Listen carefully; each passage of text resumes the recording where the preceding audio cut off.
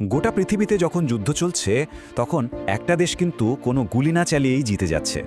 তো সারা বিশ্বে যে এত লড়াই চলছে এর আসল ফায়দাটাকে তুলছে? উত্তরটা বেশ চমকে দেওয়ার মতো। হ্যাঁ, ঠিকই ধরেছেন, চীন। কিন্তু কিভাবে? চলুন সেটাই একটু খতিয়ে দেখা যাক। চীনের আসল স্ট্র্যাটেজিটা হলো আমেরিকার সামরিক ভাণ্ডার খালি করে দেওয়া। কারণ আমেরিকার খরচ করা প্রত্যেকটা মিসাইলই আসলে চীনের জন্য একটা বড় প্লাস পয়েন্ট।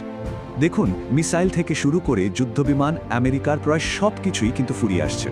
কিন্তু প্রশ্ন হলো, আমেরিকা দুর্বল হলে চীনের কী লাভ? তাদের আসল লক্ষ্যটা কি?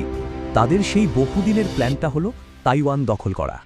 চীনের এই লক্ষ্যের সামনে সবচেয়ে বড় বাধা একটাই, আর সেটা হলো মার্কিন যুক্তরাষ্ট্র। আর আমেরিকার সামরিক শক্তি কমে গেলে চীনের জন্য কাজটা অনেক সোজা হয়ে যায়। এবার চলুন টাকার অঙ্কটা দেখি। খরচটা কিন্তু মাথা ঘুরিয়ে দেবার মতো। ভাবতে পারেন, মাত্র একটা আধুনিক মিসাইলের দামই হলো 18 কোটি টাকা। আর আমেরিকা এর মধ্যেই $11 বিলিয়ন খরচ করে ফেলেছে এই যুদ্ধগুলোতে। মানে প্রায় 1 লাখ কোটি টাকা। এই বিপুল খরচ আমেরিকার উপর অমছম চাপ তৈরি করছে। বেইজিং থেকে বিষয়টা ঠিক এভাবেই দেখা হয়, আমেরিকার একটা মিসাইল শেষ হওয়া মানে চীনের টেনশন কমা। ওদিকে চীনের নেতারা দেখছেন আমেরিকার ভেতরের সমস্যাগুলো আর নিজেদের প্ল্যান গুছিয়ে নিচ্ছেন। তাহলে কি একটা সুপার পাওয়ার যখন ক্লান্ত হয়ে পড়ে তখন অন্য কেউ তার জায়গাটা নিয়ে নেয়? প্রশ্নটা ভবিষ্যতের জন্যই তোলা থাকলো।